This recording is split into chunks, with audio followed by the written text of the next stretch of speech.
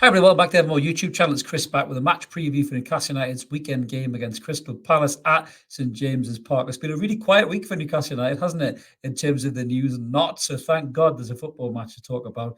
Get us back to that rather than all the crap we've been talking about beforehand. But we're going to get stuck in, tell you how we think we're going to line up and talk a little bit about the game and how we think we're going to win it, hopefully win it, and talk a little bit about the other side as well we're playing, because I know Muggs either as well, very good managers. So it should be a really interesting game for the neutrals. But just before we do, a little gentle reminder, as we always say, if you haven't already, click subscribe. I'd love you to come and join us. We're over 5,400 subs, loads of room for you guys. Smash that button, like the video. If you want to be a member too, why not? It's all down there, less than £2 a month. If you fancy a bit of that early access to videos just like this and rants and everything else. So why not smash it and have a little look and check it out. So as I said, my God, what a week it's been.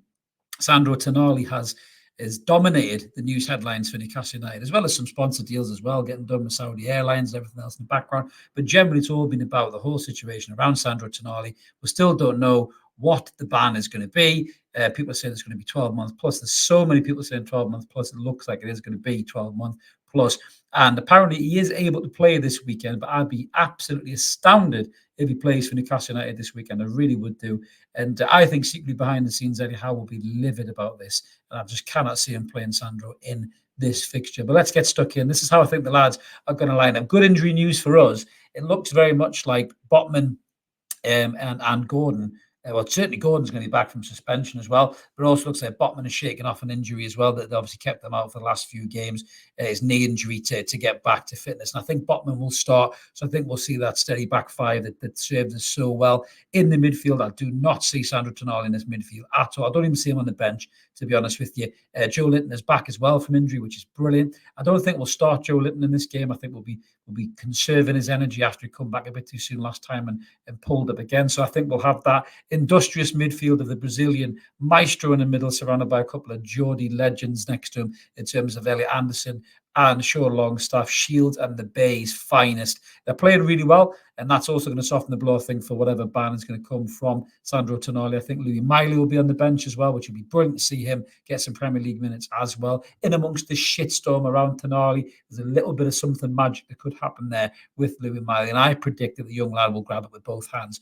And then up front, Gordon coming back is massive for us. I think we missed him against West Ham. I think that dynamic running that he gives us, that directness, that goal threat, having him back, I think it'll be brilliant for this game. Miggy Armand right side and Alexander Isak through the middle. Wilson's looked sharp in training, very sharp actually. Kind of thing that your missus would probably want to watch the footage of Callum Wilson training. Handsome bastard that he is.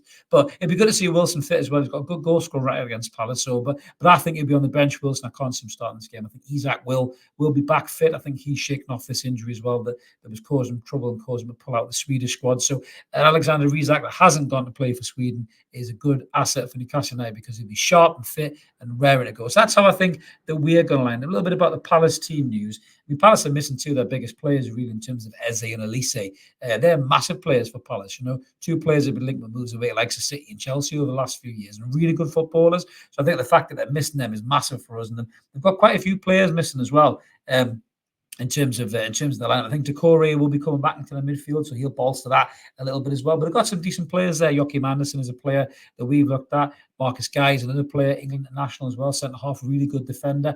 So Isak will have to be on his best form to get around those guys because they're two very good defenders as well. Ayu's quite industrious as well.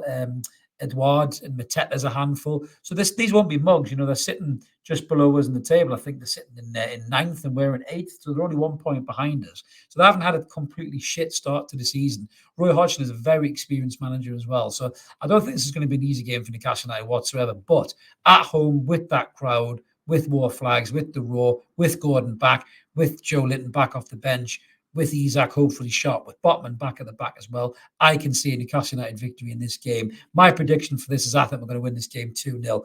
And it's what we need as well. We need to get rid of this horrible, stinking black cloud over Newcastle United right now in the shape of Sandro Tonali. Listen, whatever you think about Sandro, he's got an addiction, all that. He needs help and support. Yes, I get it. I understand it. But we don't need this shit going on in our season right now. We've had a tough start to the season. We've pulled it back round. Some great results recently, sitting 8th in the table. If we win this game, we could even move us up to, say, 5th or something like that, depending on the results. We're flying in the Champions League. The Tonali thing is a distraction that we just don't need. So I think we'll win this game. I don't think Tonali plays. Don't think he's even on the bench. I really don't. And I think this will be the last time we'll see Sandro Tonali for a long time in a black and white shirt. Could be ever. You just don't know what's going to happen in terms of this lengthy ban that he's going to have. But the ban will be announced next week. But I think Eddie Howe will want to get back to the football. He'll want to get back to playing football, doing what we do best, winning games, make that the headlines, get away from all the Tonali noise. He's got his press conference tomorrow. I'm sure he'll be asked about it non-stop, relentlessly. I don't even know if they have a club representative next to him. This is that kind of story where you almost have those club representatives next to you. And any question like that, you bat it over to either a Dan Ashworth or a Darren Neils or something like that. And then they would then obviously field the questions around about Tonali and all the shitstorm that goes with it. The ban, did Milan know, all the legalities, all this kind of stuff. It's such a huge news story in the world of football right now that all the journalists will want to do is ask about that and not about the game. Eddie will want to focus on the game. I think we've got a good chance of winning this game, keep our unbeaten run going in the Premier League, push up the table. Great preparation in terms of keeping the momentum going in the squad. And for the midfielders that are there having to fill the void, for Sandro missing for God knows how long, Joe Linton coming back is massive. Joe Willock's very close. I'd love to see Miley get minutes at the weekend as well and see what he can do in a Premier League fixture like this, that we've got a good chance of winning, and I think we've got a half-decent record in this fixture, as we're going to have a look at right now in terms of the head-to-heads. You can see there, there's a lot of wins in that fixture list there as well. This is all a mixture of League Cup and Premier Leagues. We've looked at the Premier Leagues there, we won quite a lot of games. There's 4 wins, in the last kind of list of head-to-heads there, really, and Palace have won 3. So the odds are going in our favour there. They're not massively high-scoring games, as you can see. So, again, that's why I'm going for 2. No, I'm not going for a big scoring game. But I think the lads will really roll up their sleeves, and I think they'll give us a performance. They'll give us a result to get rid of all this negativity in the background around the club. And I think Newcastle win this game 2-0, 3 points, climb the table, and great preparation for the coming games moving forward. Let us know what you guys think in the comments below. We always like to hear from you. Let us know what you think about the lineup. Would you make any changes? Do you see anybody else coming in or dropping out? Do you think Tonali will play? Do you think Eddie will give him that platform? I don't. I think his head will be in pieces. But we always like to hear from you guys, and we always like to engage with you. If you take the time to comment, we'll take the time to reply. As I mentioned at the start, if you haven't already, please subscribe, come and join us. Loads of room for you and evermore. We're over 5,400 subs. Loads more room for you. Great community here. Great chat. Great banter. Be a member if you fancy. Get early access to the videos and the goodies that go with it too. Have a cracking day wherever you are. Let's hope for 3 points. Away the lads, and let's wait for the weekend to come in. See you later, everyone. Cheers. Bye.